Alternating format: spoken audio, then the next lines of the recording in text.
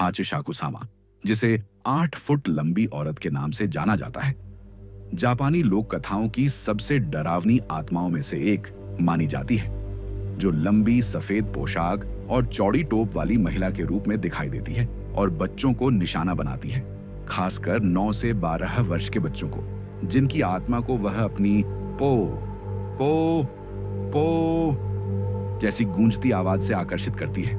इस कहानी में एक 10 साल का लड़का कोइची अपनी गर्मी की छुट्टियों में टोक्यो से दूर स्थित अपने दादा दादी के गांव जाता है, जहां सब कुछ शांत और पारंपरिक लगता है। लेकिन एक दिन वह घर के पीछे बगीचे में खेलते हुए एक लंबी सफेद पोशाक वाली औरत को देखता है, जो दूर से उसे घूर रही थी और धीरे धीरे उसकी ओर बढ़ रही थी। हालांकि वह पल भर में गायब हो जाती है, लेकिन उसी रात उसे एक अजीब सपना आता है, जिसमें वही महिला उसकी खिड़की के बाहर खड़ी होकर बार बार उसी डरावनी पो पो पो की आवाज में उसका नाम पुकार रही होती है। घबराकर जब वह अपने दादा दादी को बताता है, तो उनके चेहरे का रंग फीका पड़ जाता है और वे तुरंत स्थानीय पुजारी को बुलाते हैं, जो पुष्टि करता है कि कोइची की आत्मा अब हाचिशाकुसामा के निशाने पर है और अगर अगले 7 दिनों तक उसकी आत्मा को शुद्ध रूप से सुरक्षित न रखा गया तो वह उसकी जान ले लेगी। इसके बाद उसे घर के ऊपरी कमरे में बंद कर दिया जाता है, जहां चारों ओर नमक की लकीरें और ताबीज लगाए जाते हैं और उसे सख्त हिदायत दी जाती है कि वह किसी की आवाज का जवाब न दे, चाहे वह उसकी माँ, दादी या कोई भी हो। हर रात उसके कमरे के बाहर अजीब सी खरोंचने की आवाजें आती हैं। कभी दरवाजा हिलता है, कभी खिड़की पर थपकियां होती हैं और कभी वही पो पो पो की गूंजती हुई आवाज उसके कानों में उतरती है। लेकिन वह डरा हुआ बच्चा चुपचाप एक कोने में बैठा रहता है और जैसे जैसे 7वें दिन की रात आती है, यह आतंक और गहराता है। आखिरी रात खिड़की पर किसी महिला की परछाई दिखाई देती है और कोइची की मां की आवाज आती है, बेटा दरवाजा खोलो, मैं आ गई हूं। लेकिन जब कोइची अपनी मां की असली आवाज पहचानता है, जो कमरे के अंदर किसी ताबीज से आ रही होती है, तो उसे समझ आता है कि यह सब धोखा है। आखिरकार पुजारी और उसके परिवार वाले एक पवित्र वाहन में उसे गांव से दूर एक सुरक्षित स्थान तक ले जाते हैं। पर जाते समय वह पीछे मुड़कर देखता है तो हाचिशाकुसामा एक सूखे पेड़ के नीचे खड़ी होती है। उसका चेहरा अब साफ दिखता है, एक घिसा-पिटा महिला चेहरा जिसकी आंखें काली गहराई में डूबी हैं और होंठ सिले हुए लगते हैं।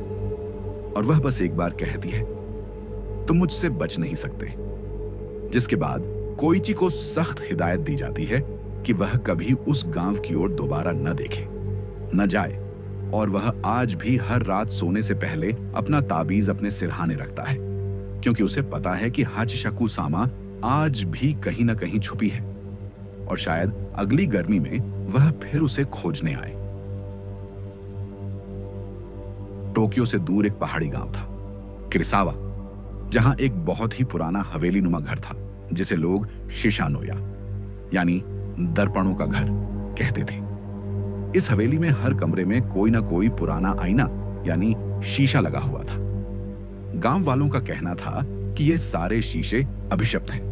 माना जाता था कि इन शीशों में ओनी यानी एक दानव कैद है, जो अपनी असली शक्ल कभी नहीं दिखाता, बल्कि हर किसी को वही चेहरा दिखाता है जिससे वह सबसे ज्यादा डरता है। कहानी शुरू होती है 23 साल की एक लड़की मीको से, जो एक शहरी फोटोग्राफर थी और जापानी लोक कथाओं पर काम कर रही थी।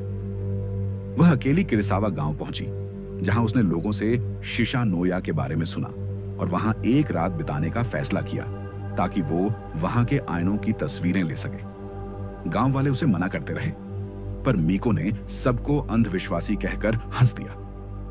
रात को वह हवेली में दाखिल हुई। शुरू में सब शांत था, पर जैसे जैसे वह कमरे बदलती गई, उसे हर आईने में कुछ अजीब सा दिखने लगा। उसके पीछे कोई परछाई नजर आती, जो पलटने पर गायब हो जाती। एक आईने में उसे अपनी मां की लाश नजर आई, तो दूसरे में खुद को जलते हुए देखा। हर शीशा मानो उसकी सबसे बड़ी भय को जिंदा कर रहा था। फिर वह पहुंची हवेली के सबसे आखिरी कमरे में, एक बंद तहखाना, जिसके भीतर सबसे पुराना, सबसे बड़ा और सबसे काला आईना था। मीको जैसे ही उस आईने के पास गई, आईना धुंधला होने लगा और उसमें से एक साया बाहर निकला। वह काले कपड़ों में बिना चेहरा लिए खड़ा था, बस दो लाल आंखें और लंबी काली उंगलियां। तभी वह आईना बोल पड़ा, जो मुझे देखेगा वही मैं बन जाऊंगा। मीको चीख पड़ी, लेकिन उसकी आवाज दीवारों में समा गई। अगली सुबह गांव वाले हवेली के बाहर जमा हुए, पर मीको का कोई नामो निशान नहीं था। मगर हवेली के सबसे बड़े आईने में अब एक नया अक्स दिखता था, मीको का चेहरा। मगर उसकी आंखें अब लाल थीं और वह धीरे धीरे मुस्कुरा रही थी। अब वो खुद आईना नो ओनी बन चुकी थी। गांव वालों का कहना है कि अगर आप उस हवेली के पास से रात को गुजरें और किसी शीशे में झांक लें, तो आपको अपनी सबसे बड़ी डर की झलक मिल सकती है।